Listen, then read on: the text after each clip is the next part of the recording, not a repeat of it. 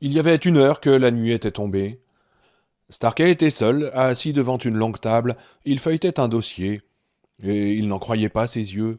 Il y avait 36 ans qu'il servait son pays, depuis qu'il était sorti de West Point. Il avait été décoré, il avait parlé à des présidents, leur avait donné des conseils, qui parfois avaient été écoutés. Il avait bien connu des moments difficiles, mais cette fois, il avait peur. Si peur qu'il osait à peine l'admettre, cette sorte de peur qui peut vous rendre fou. Brusquement, il se leva et se dirigea vers le mur où s'alignaient 5 écrans vides. En se levant, il se cogna le genou contre la table et fit tomber un feuillet de papier pelure jaune. La feuille zigzaga paresseusement dans l'air mécaniquement purifié et atterrit sur le carrelage, à moitié caché dans l'ombre de la table. Quelqu'un qui se serait trouvé là aurait pu lire ceci. Contamination confirmée. Code probable souche 848AB. Mutation antigène chez Campion Sali. Risque élevé, mortalité importante. Contagion estimée à 99,4%. Centre épidémiologique d'Atlanta au courant. Top secret dossier bleu. Fin. Référence PT 222-312A. Starkey appuya sur un bouton sous l'écran du milieu et l'image apparut avec l'énervante rapidité des circuits électroniques. On y voyait le désert de l'ouest de la Californie dans la direction de l'est. Un paysage désolé, rendu encore plus fantomatique par la couleur rougeâtre de la photo infrarouge. Par là, tout droit, pensa Starkey, le projet bleu. La peur voulut s'emparer encore une fois de lui. Il fouilla dans sa poche et en sortit une capsule bleue, ce que sa fille appelait un downer. Peu importait le nom, c'était le résultat qui comptait. Il l'avala et une grimace fugitive apparut sur son visage, habituellement impassible. Le projet bleu. Il regarda les écrans vides, puis les alluma tous. Sur le 4 et sur le 5, on voyait les laboratoires. Le physique sur le 4, le biologie virale sur le 5. Le laboratoire de biologie virale était rempli de cages, cobayes, singes rhésus, quelques chiens. Aucun ne paraissait dormir. Dans le laboratoire de physique, une petite centrifugeuse continuait à tourner inlassablement. Starkey s'en était déjà plein, et il n'avait pas mâché ses mots. C'était un spectacle à vous donner froid dans le dos que de voir cette centrifugeuse pirouetter allègrement, tandis que le docteur Esvik gisait par terre à côté d'elle, les bras étendus comme un épouvantail renversé par un coup de vent. On lui avait expliqué que la centrifugeuse était branchée sur le même circuit que l'éclairage, et que si on l'arrêtait, la lumière s'éteindrait elle aussi. Et là-bas, les caméras n'étaient pas équipées pour l'infrarouge. D'autres huiles pouvaient venir de Washington pour regarder le cadavre du prix Nobel qui gisait à 120 mètres sous le désert, à 1 kilomètre de là. Et si nous arrêtons la centrifugeuse, on ne voit plus le professeur. Élémentaire, n'est-ce pas? Il avala un autre downer et regarda l'écran de contrôle numéro 2. C'était celui qu'il aimait le moins. Le spectacle de cet homme, la tête dans son bol de soupe, n'était pas vraiment très réjouissant. Supposez qu'on vienne vous dire « Tu resteras le blaire dans ton bol de soupe jusqu'à la fin des temps. » L'éternelle tarte à la crème, mais pas drôle du tout quand il s'agit de vous. L'écran de contrôle numéro 2 montrait la cafétéria du projet bleu. L'accident s'était produit pratiquement au moment du changement d'équipe et il y avait presque personne dans la cafétéria. À vrai dire, la différence n'aurait pas été bien grande, pensa-t-il. Qu'ils meurent dans la cafétéria, dans leur chambre ou dans leur laboratoire. Pourtant, ce type avec le nez dans sa soupe. Un homme et une femme en combinaison bleue s'étaient effondrés devant le distributeur de bonbons. Un homme en combinaison blanche était étendu à côté du jukebox, et autour des tables, 9 hommes et 14 femmes, certains affalés à côté de sachets de chips, certains tenant dans leurs mains raides un gobelet renversé de coca ou de Sprite. À la deuxième table, presque au fond, un homme qui avait été identifié comme étant Frank Bruce, le nez dans un bol de ce qui semblait être de la soupe Campbell, bœuf vermicelle. Le premier écran de contrôle ne montrait qu'une horloge numérique. Jusqu'au 13 juin, tous les chiffres de l'horloge étaient verts. Ils étaient rouges vifs maintenant. Et l'horloge s'était arrêtée. Elle indiquait 13 juin 1990, 2h37 du matin et 16 secondes. Starkey entendit le bruit d'un moteur électrique derrière lui. Il éteignit les écrans, un par un, puis se retourna. C'est alors qu'il vit le papier tomber à terre. Il le reposa sur la table. « Entrez !» dit-il. C'était Creighton.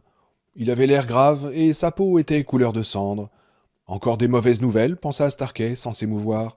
Encore un autre qui a fait un plongeon dans un bol de soupe, bœuf vermicelle. Salut, Len, dit Starkey tranquillement. Len Creighton lui répondit d'un signe de tête. Billy, c'est... Nom de Dieu, je sais pas comment te dire. Un mot à la fois, dit Starkey. C'est sans doute la meilleure solution. Eh bien, les types qui se sont occupés du corps de Campion passent leurs premiers examens à Atlanta, et les nouvelles ne sont pas bonnes.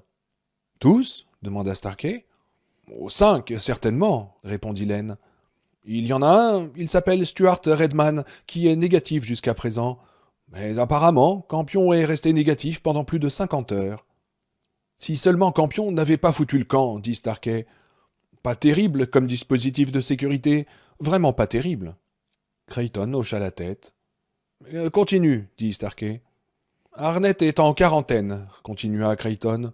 Nous avons isolé au moins 16 cas de grippe A en mutation constante jusqu'à présent, et il ne s'agit que des cas les plus évidents.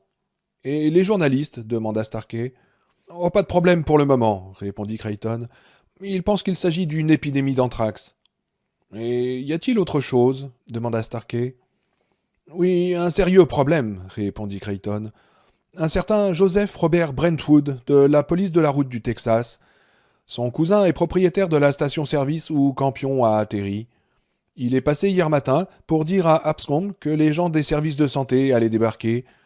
Nous l'avons ramassé il y a 3 heures et il est en route pour Atlanta en ce moment. Mais il a eu le temps de sillonner la moitié de l'est du Texas, et Dieu sait avec combien de gens il a pu être en contact. Merde, dit Starkey. Et il fut épouvanté par le son graillonnant de sa voix, par ce fourmillement qu'il sentait au fond de ses testicules et qui remontait maintenant dans son ventre. Contagion de 99,4%, le chiffre dansait dans sa tête. Donc 99,4% de mortalité, car l'organisme humain ne pouvait produire les anticorps nécessaires pour arrêter un virus antigène en mutation constante.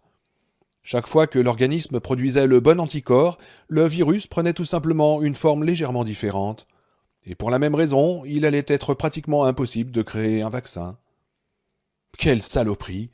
C'est tout? Eh bien, fit Creighton. Allez, vas-y, dit Starkey. Creighton reprit en baissant la voix. Hammer est mort, Billy. Suicide. Il s'est tiré une balle dans l'œil avec son pistolet de service. Le cahier des charges du projet bleu était sur son bureau. Je suppose qu'il n'a pas cru utile de donner d'autres explications. Starkey ferma les yeux. Vic Hammer était, ou avait été, son gendre. Et comment allait-il annoncer la nouvelle à Cynthia? Je suis désolé, Cynthia. Vic a fait un plongeon dans un bol de soupe aujourd'hui. Tiens, prends un donneur. Il y a eu un petit problème. Quelqu'un a fait une connerie avec une petite boîte. Quelqu'un d'autre a oublié de tirer sur la manette qui aurait isolé la base. Un retard d'une 40aine de secondes seulement, mais ça a suffi. Dans le métier, on appelle cette boîte un renifleur, fabriqué à Portland, dans l'Oregon, contrat numéro 1644-89166 du ministère de la Défense. Les circuits sont assemblés par des techniciennes. Naturellement, on s'arrange pour qu'elles ne sachent pas vraiment ce qu'elles sont en train de fabriquer. L'une d'elles pensait peut-être à ce qu'elle allait préparer pour le dîner, et celui qui aurait dû contrôler son travail pensait peut-être à s'acheter une nouvelle voiture. En tout cas, Cynthia, encore une coïncidence, l'homme du poste de sécurité numéro 4, un certain Campion, a vu les chiffres passer au rouge juste à temps pour sortir avant le verrouillage de toutes les portes. Et il a fichu le camp avec sa famille. Il a franchi la grille principale 4 minutes à peine avant que les sirènes ne se déclenchent et que nous n'isolions toute la base. Et il a fallu près d'1 heure avant qu'on commence à le chercher, parce qu'il n'y a pas de caméra de contrôle dans les postes de sécurité. Et il faut bien tirer la ligne quelque part, sinon tout le monde finirait par surveiller tout le monde. Et on a cru qu'il était toujours là, en train d'attendre que les renifleurs nous disent quelles étaient les zones contaminées. Il avait pas mal d'avance, et il a été assez astucieux pour prendre des chemins de terre. Coup de chance pour lui, il ne s'est pas embourbé. Et puis, quelqu'un a bien dû décider s'il fallait ou non mettre au courant la police d'État, le FBI, ou même les deux. On s'est renvoyé la balle, comme d'habitude, et quand quelqu'un a finalement décidé que la maison devait s'occuper de l'affaire, cet enfoiré, ce con d'enfoiré, était déjà rendu au Texas. Quand ils l'ont finalement rattrapé, il ne courait plus, parce que lui, sa femme et sa petite fille étaient tout bien tranquillement allongés dans la chambre froide de la morgue d'un sale petit bled, Bentry, au Texas. Et ce que j'essaye de te dire, Cynthia, c'est qu'il n'y avait pas une chance sur 1 million que cette série de coïncidences se produise. C'est comme pour le gros lot à la loterie. Avec un peu d'incompétence par-dessus le marché, coup de chance, je veux dire de malchance, excuse-moi, mais on peut dire que c'est le hasard simplement. Le hasard. C'est pas du tout la faute de ton mari, mais il était directeur du projet et il a vu que la situation était en train de dégénérer. Alors. Merci, Hélène, dit Starkey. Billy, est-ce que tu voudrais. Attends, je vais remonter dans 10 minutes, le coupa Starkey. Convoque une réunion générale de l'état-major dans 15 minutes. Si le roupille sort du lit à coups de pied au cul. Entendu. Et Len. Oui. Je suis content que ce soit toi qui m'aies apporté la nouvelle. Je comprends. Creighton sortit. Starkey jeta un coup d'œil à sa montre, puis s'approcha des écrans encastrés dans le mur. Il alluma l'écran numéro 2, croisa ses mains derrière son dos et contempla pensivement la cafétéria silencieuse du projet bleu. Larry Underwood tourna au coin de la rue et trouva une place juste assez grande pour sa Datsun Z, entre une bouche d'incendie et une poubelle renversée dans le caniveau. Il y avait quelque chose d'un peu dégoûtant dans la poubelle, et Larry essaya de se dire qu'il n'avait pas vraiment vu le chat crever tout raide, ni le rat qui fouillait dans la fourrure blanche de son ventre. Le rat avait détalé si vite dans la lumière de ses phares qu'il n'avait peut-être jamais existé. Mais le chat était bien là, impossible de le nier. Et quand il coupa le contact de la Z, Larry se dit que s'il croyait à l'un, il devait croire à l'autre.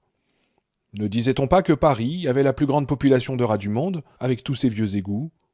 Mais New York ne s'en tirait pas mal non plus, et s'il se souvenait bien de sa jeunesse dissolue, tous les rats de New York ne marchaient pas sur 4 pattes. Mais que faisait-il dans sa voiture, devant cet immeuble délabré, en train de penser à des histoires de rats?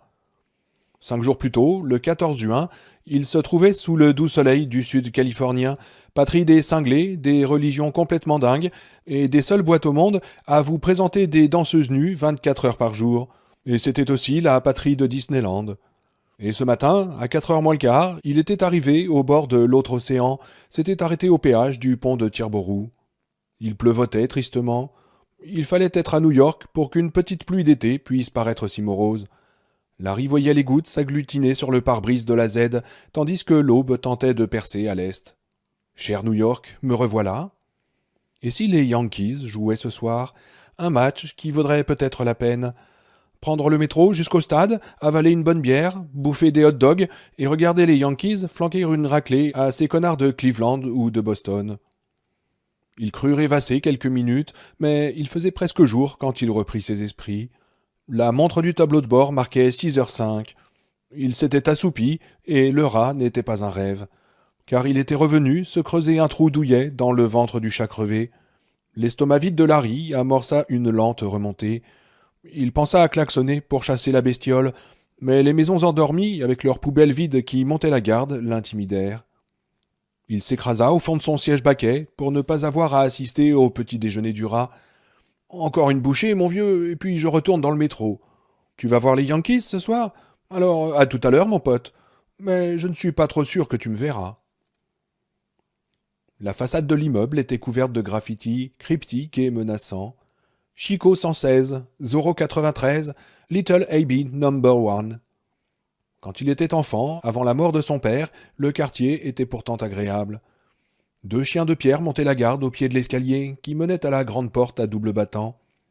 1 an avant son départ pour la côte ouest, des vandales avaient démoli celui de droite, en commençant par les pattes de devant. Maintenant, les 2 statues avaient entièrement disparu, à l'exception d'une patte arrière du chien de gauche. Du corps que son créateur lui avait donné pour mission de soutenir, il ne restait absolument plus rien. Peut-être décorait-il la piaule d'un junkie portoricain.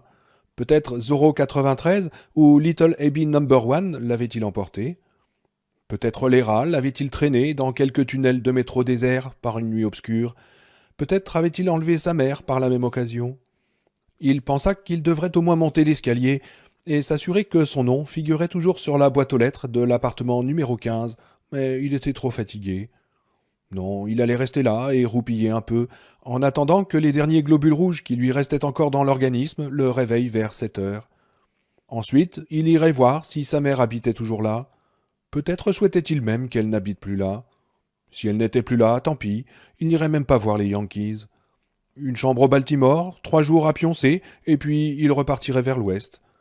Dans cette lumière, sous cette bruine, avec ses jambes et sa tête qui lui faisaient encore mal à cause de toute la came qu'il avait avalée là-bas, New York avait à peu près autant de charme qu'une putain morte.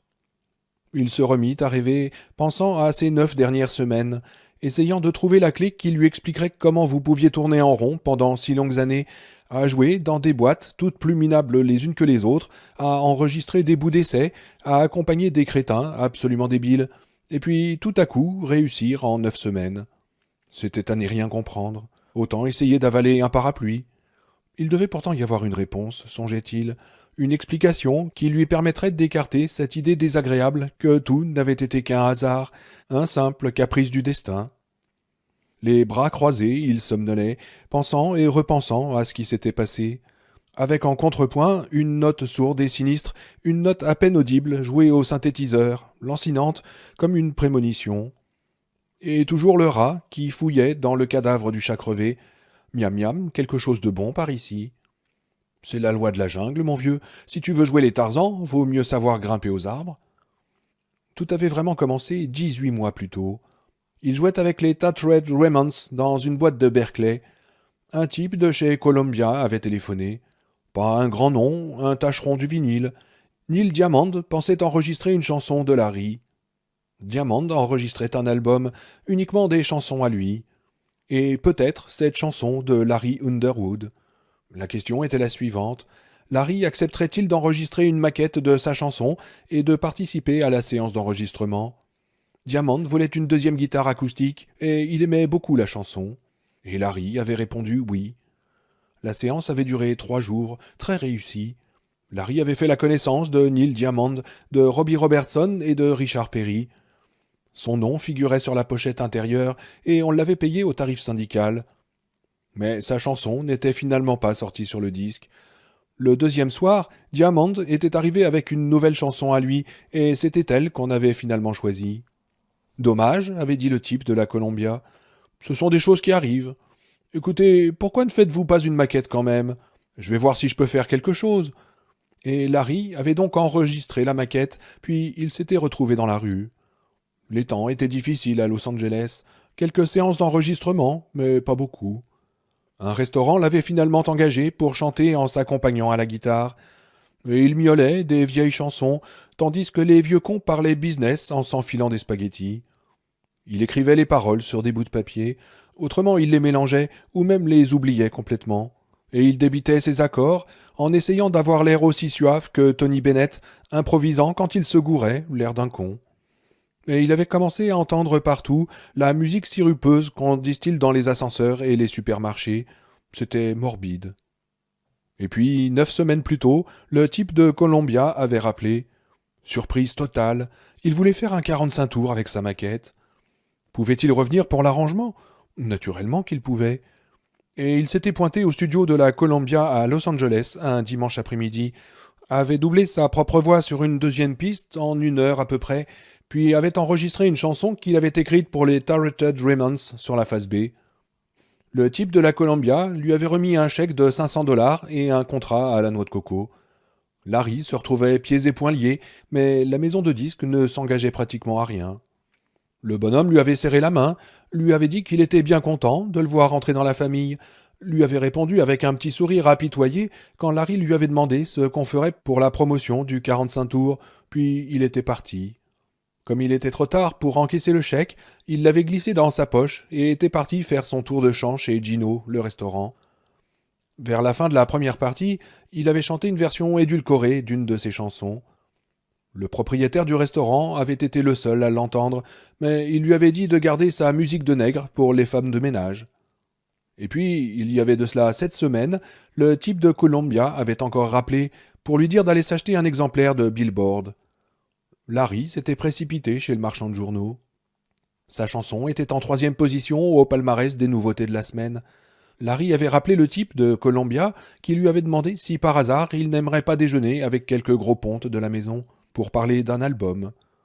Ils étaient tous très contents du 45 tours qui passait déjà à la radio à Détroit, à Philadelphie et à Portland. La chanson semblait partie pour faire un tube. Elle s'était classée en première place pendant 4 nuits consécutives dans une émission de musique soul de Détroit.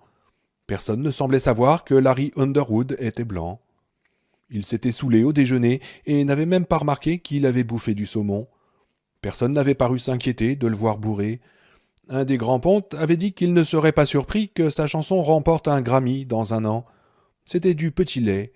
Il croyait rêver, et en rentrant chez lui, il avait eu l'étrange certitude qu'un camion allait le renverser et que tout s'arrêterait là.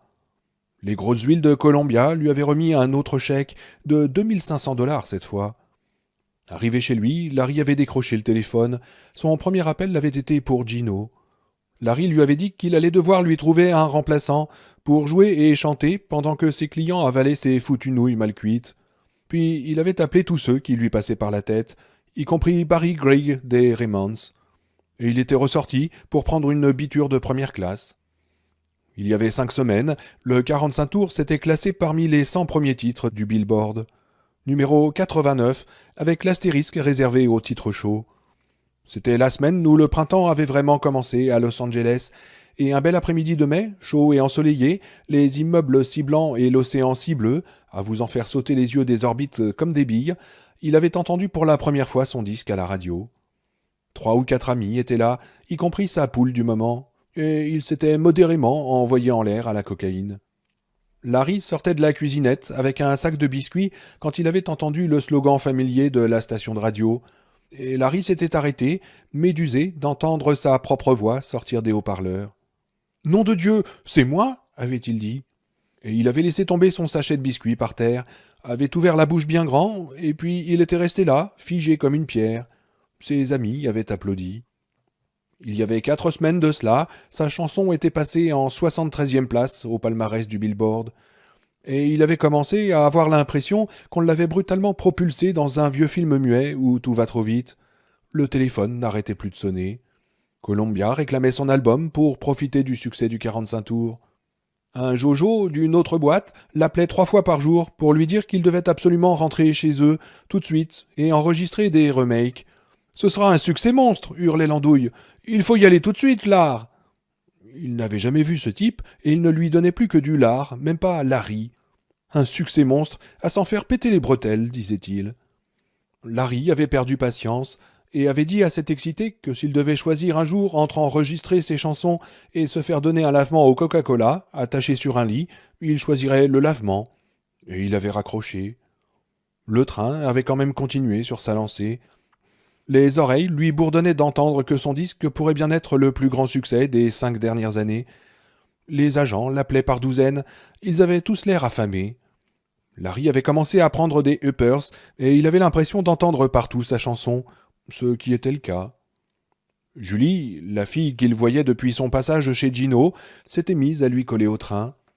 Elle lui présentait toutes sortes de gens, la plupart intéressants.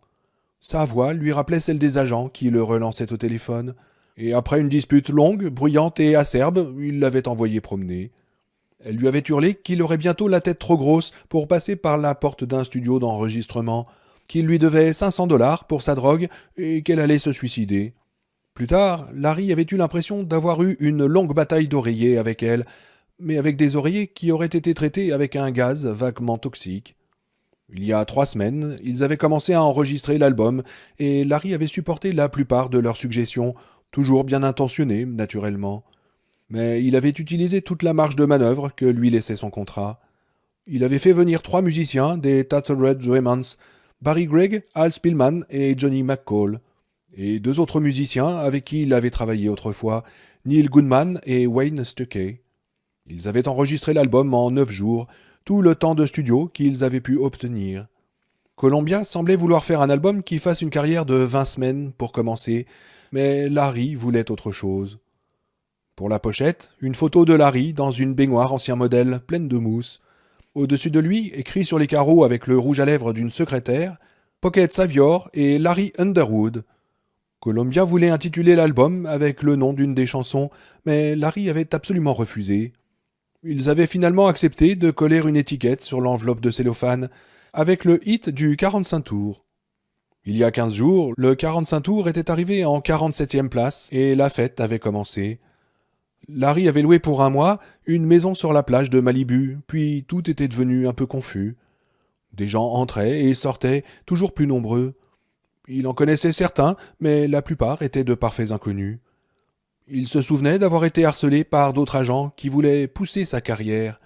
Il se souvenait d'une fille qui avait fait un mauvais trip et qui était partie en hurlant sur le sable blanc de la plage, nue comme un verre. Il se souvenait d'avoir sniffé de la coke avec un petit coup de tequila pour faire passer. Il se souvenait qu'il s'était réveillé un samedi matin, il y avait sans doute à peu près une semaine, et qu'il avait entendu Kazay Kazem présenter son disque en 36e place au top 40. Il se souvenait d'avoir pris pas mal de petites pilules, et vaguement d'avoir acheté la Datsun Z avec un chèque de $4000 qui était arrivé par la poste. Et puis le 13 juin, il y avait 6 jours, Wayne Stuckey lui avait demandé de venir faire un tour sur la plage. Il n'était que 9 heures du matin, mais la chaîne était allumée, les 2 télés aussi, et au bruit, c'était l'orgie dans la salle de jeu au sous-sol. Larry était affalé dans un fauteuil, en caleçon, les yeux comme des soucoupes, essayant vainement de comprendre une bande dessinée. Il se sentait tout à fait réveillé, mais les mots ne semblaient pas vouloir s'aligner comme il fallait. Les enceintes quadraphoniques tonitruaient du Wagner, et Wayne avait dû crier 3 ou 4 fois pour se faire comprendre. Larry lui avait fait un signe de tête. Il se sentait capable de marcher des kilomètres et des kilomètres. Mais quand le soleil lui avait frappé les yeux comme des aiguilles, il avait tout à coup changé d'avis. Non, pas de promenade, oh non. Ses yeux étaient devenus comme des loupes, et bientôt le soleil allait lui faire griller la cervelle. Ses pauvres méninges étaient sèches comme du bois mort. Wayne le prit fermement par le bras. Ils descendirent sur la plage, marchèrent sur le sable qui commençait à se réchauffer, s'approchèrent de la mer, et Larry décida que cette promenade était finalement une bonne idée. Le bruit de plus en plus fort des vagues qui déferlaient sur la plage l'apaisait. Une mouette, qui prenait peu à peu de l'altitude, dessinait dans le ciel bleu un M tout blanc. Wayne le tenait toujours par le bras. « Allez, viens !» disait-il. Larry fit tous les kilomètres qu'il avait cru pouvoir marcher, si ce n'est qu'il ne se sentait plus du tout le cœur à marcher. Il avait un terrible mal de tête et l'impression que sa colonne vertébrale était devenue du verre. Il avait mal aux yeux, aux reins. Une gueule de bois aux enfêtes n'est pas aussi pénible qu'un réveil après une pleine bouteille de bourbon, mais c'était quand même moins agréable, disons, qu'une bonne baise avec Raquel Welch. 2 ou 3 enfêtes, et il sortirait les doigts dans le nez de cette vase qui menaçait de l'engloutir.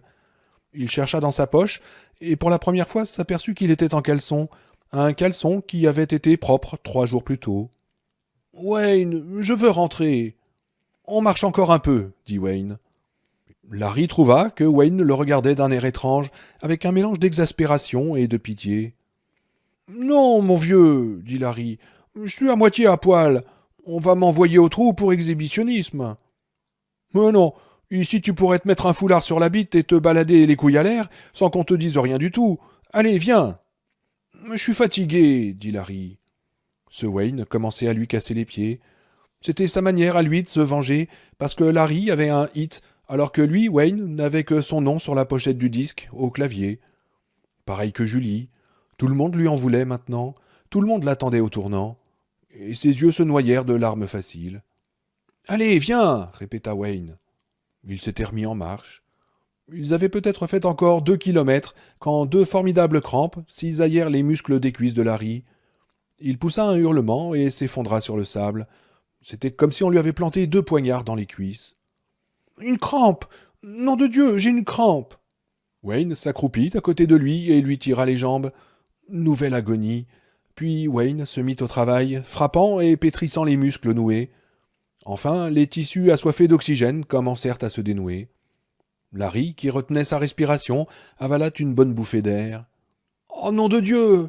Merci ! Ça faisait drôlement mal. »« Sans doute, » répondit Wayne, sans grande sympathie. « Sans doute, Larry.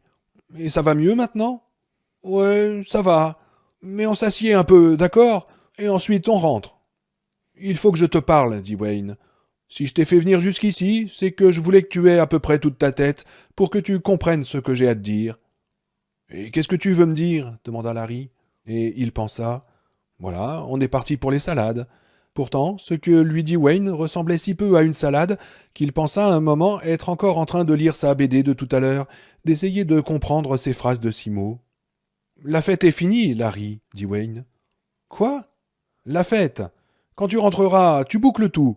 Tu rends leurs clés de voiture à tout le monde, tu les remercies bien d'être venus, et tu les reconduis à la porte. Fous-les dehors. Mais je ne peux pas, dit Larry. Bah, tu ferais mieux. Et pourquoi?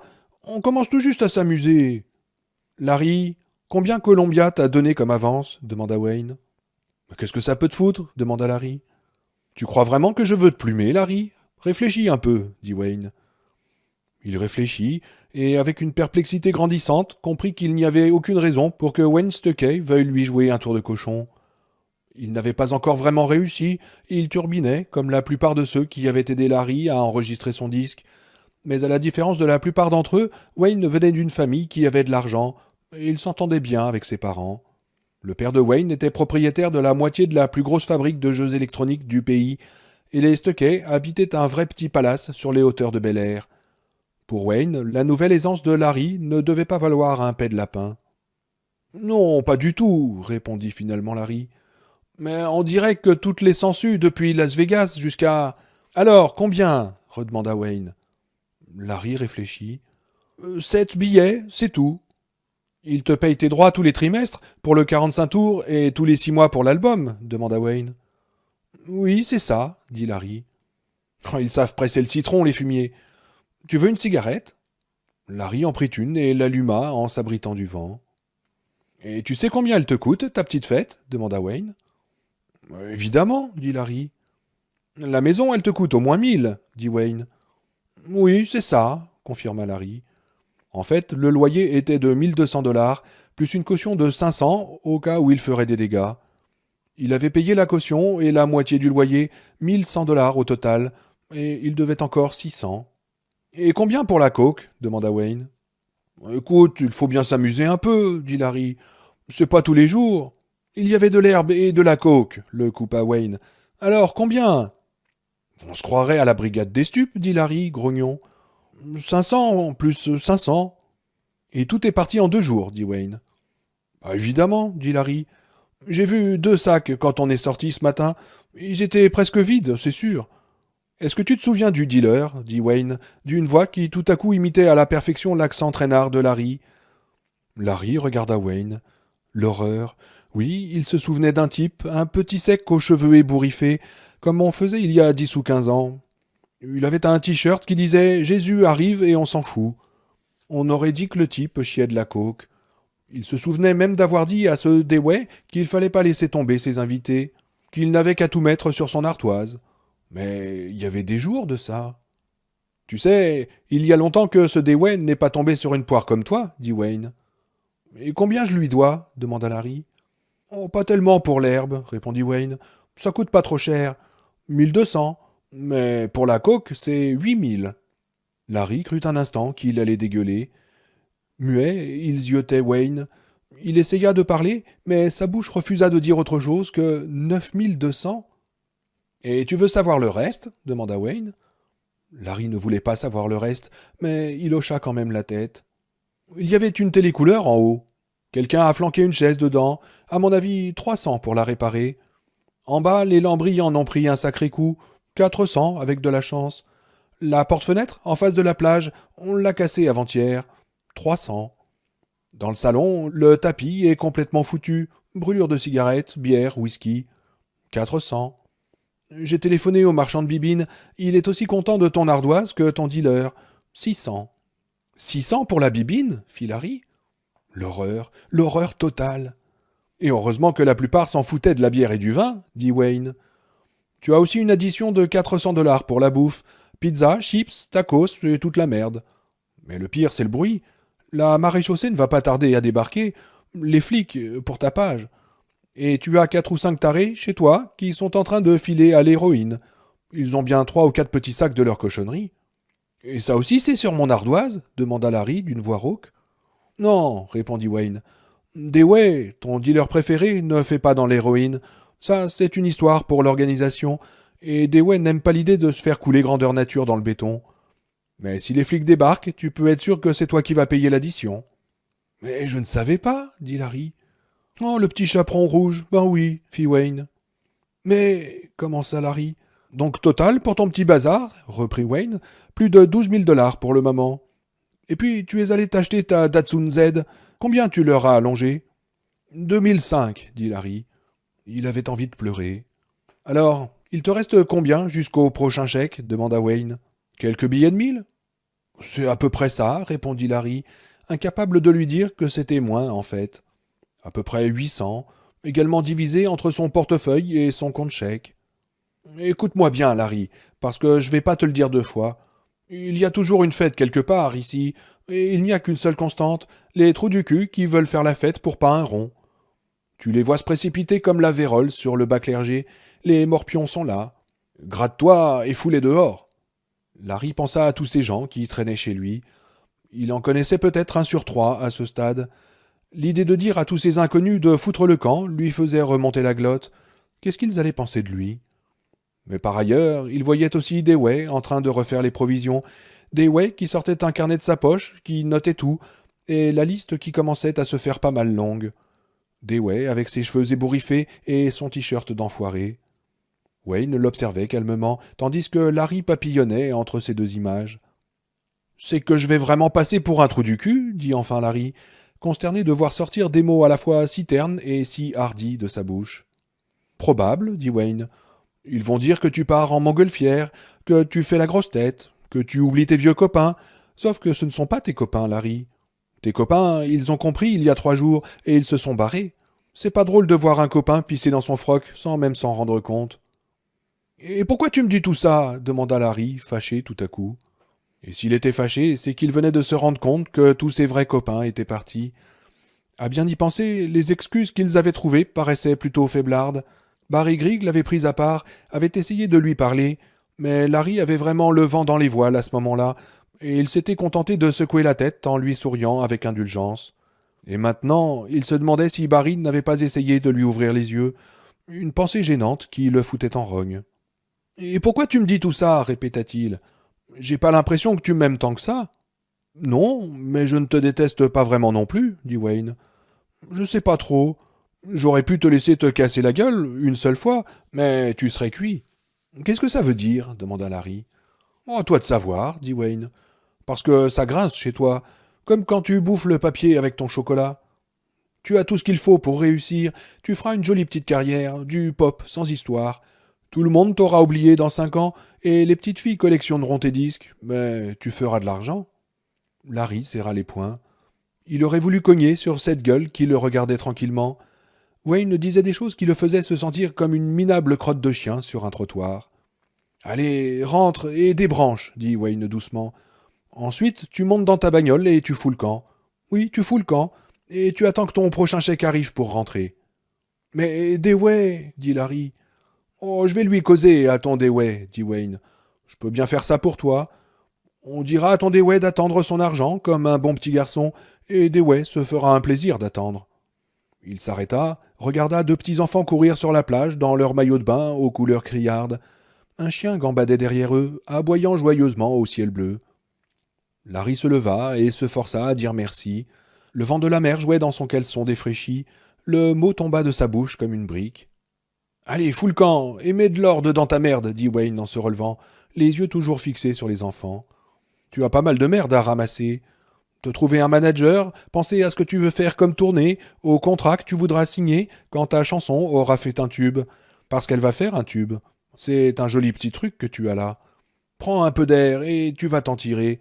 Les types comme toi s'en tirent toujours. Les types comme toi s'en tirent toujours. Les types comme toi s'en tirent toujours. Les types comme toi... » Quelqu'un tapait contre la vitre. Larry sursauta, puis se redressa sur son siège. Une violente douleur dans le cou le fit grimacer, comme s'il n'avait plus de vertèbres. Oui, il s'était endormi. La Californie en cinémascope, mais il se retrouvait maintenant dans la lumière grise de New York, et le doigt cogna encore contre la vitre. Il tourna la tête avec précaution, eut mal encore, et vit sa mère qui le regardait, un filet noir sur les cheveux. Un moment, ils s'observèrent à travers la vitre, et Larry se sentit étrangement nu, comme un animal dans un zoo. Puis sa bouche prit la relève, sourit, et il baissa la vitre. « Maman !»« Je savais que c'était toi, » dit-elle, d'une voix bizarrement neutre. « Sors de là, et montre-moi de quoi tu as l'air debout. » Ses 2 jambes étaient engourdies. Des aiguilles lui chatouillèrent les pieds quand il ouvrit la portière et sortit. Il ne s'attendait pas à la revoir ainsi, au dépourvu. comme une sentinelle qui s'était endormie à son poste et qui entend tout à coup « Garde à vous ». Curieux, mais il croyait que sa mère était plus petite, moins sûre d'elle-même, caprice des années qu'il l'avait mûrie, lui, alors qu'elle était restée la même. Presque inquiétant, cette manière qu'elle avait eue de le surprendre. Lorsqu'il avait 10 ans, elle le réveillait le samedi matin, quand elle jugeait qu'il avait suffisamment dormi, en frappant à la porte de sa chambre. Et maintenant, 14 ans plus tard, elle le réveillait de la même manière dans sa voiture toute neuve, comme un enfant fatigué qui aurait voulu rester debout toute la nuit et qui se fait prendre par le marchand de sable dans une position gênante. Et voilà qu'il était debout devant elle, les cheveux en bataille, un sourire timide et un peu bête sur les lèvres. Les aiguilles lui asticotaient encore les jambes, le faisant danser d'un pied sur l'autre. Il se souvint qu'elle lui demandait toujours s'il avait besoin d'aller au petit coin quand il s'agitait ainsi. Il s'arrêta. Que les aiguilles l'asticotent après tout. Bonjour, maman. Elle le regarda sans rien dire, et une sourde terreur s'installa dans le cœur de Larry, comme un oiseau de malheur qui revient au vieux nid. La terreur qu'elle puisse se détourner de lui, le rejeter, lui montrer le dos de son manteau minable et s'en aller sans un mot vers la station de métro au coin de la rue, le laissant seul. Puis elle soupira, comme un homme soupire avant de soulever un lourd fardeau. Et lorsqu'elle parla, sa voix était si naturelle et si discrètement, à juste titre heureuse, qu'il en oublia sa première impression. Bonjour, Larry. Monte là-haut. Je savais que c'était toi quand j'ai regardé par la fenêtre. J'ai déjà téléphoné pour dire que j'étais malade. Je suis donc en congé maladie aujourd'hui. Elle se retourna pour monter l'escalier entre les chiens de pierre qui jamais plus ne montraient la garde.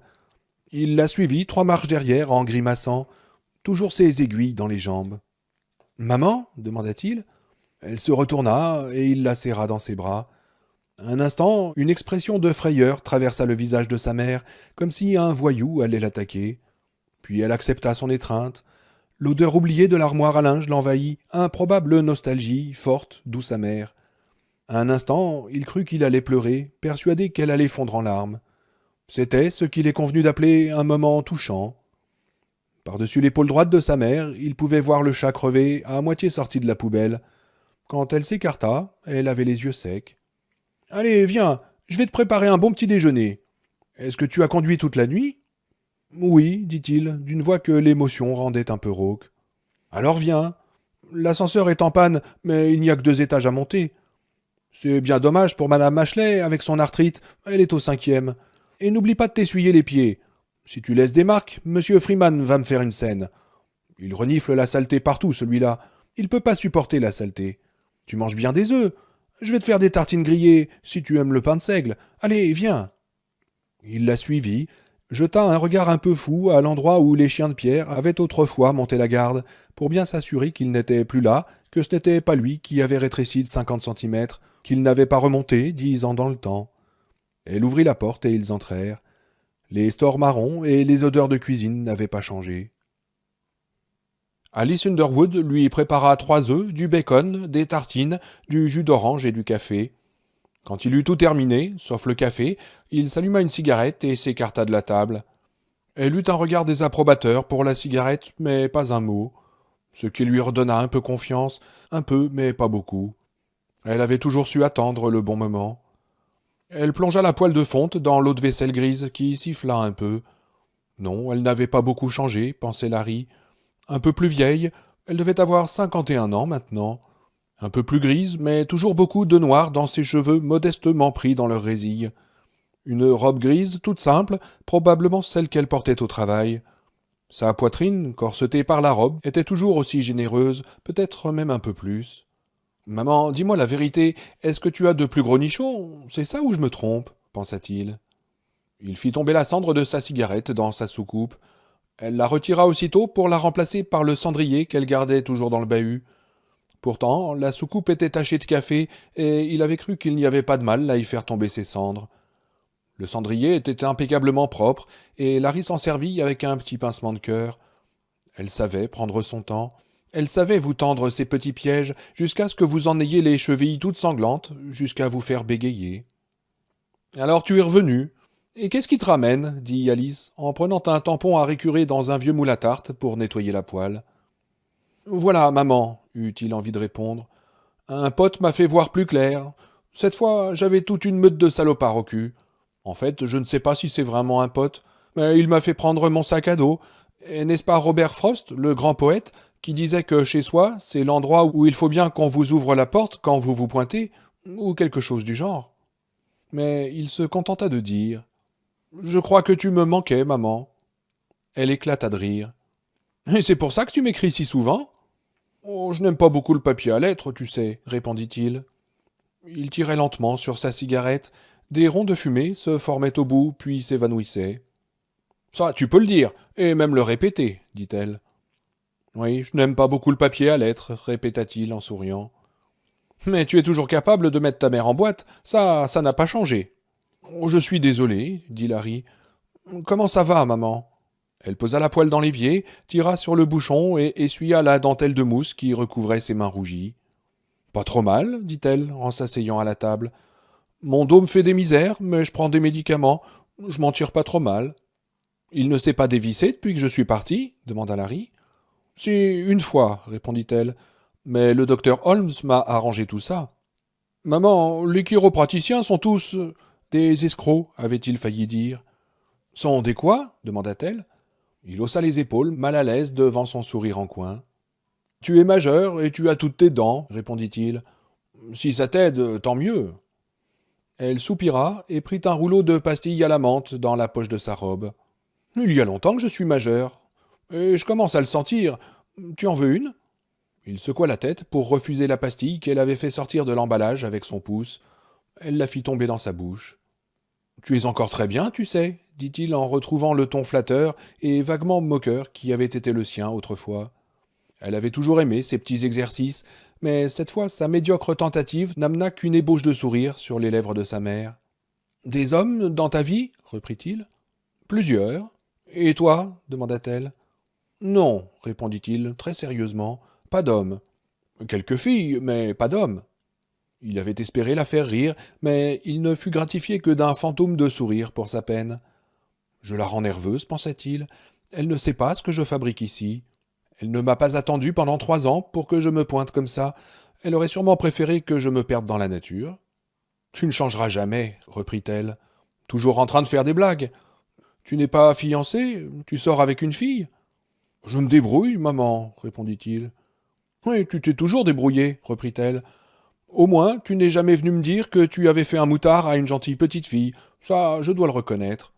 Ou bien tu étais très prudent, ou bien tu as eu beaucoup de chance, ou bien tu es très bien élevé. Larry fit de son mieux pour rester impassible. C'était la première fois de sa vie qu'elle lui parlait de sexe, directement ou indirectement. Tu finiras par apprendre, comme les autres, dit Alice. Tout le monde croit que les célibataires ont la belle vie, mais c'est faux. Ils vieillissent, prennent du ventre, deviennent méchants, comme M. Freeman.